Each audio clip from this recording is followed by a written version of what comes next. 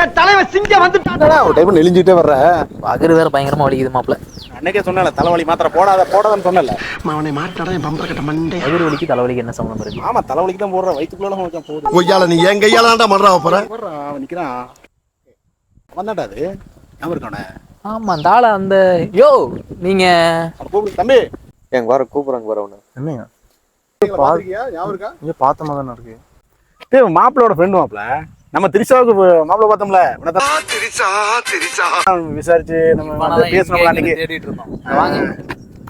இங்க இந்த பொண்ணு வீட்டு சைடு தானே. ஆமா. மாப்பிள்ள நல்லா இருக்காங்களா? நாசமா போயிட்டாங்கடா. போயிட்டாங்களா?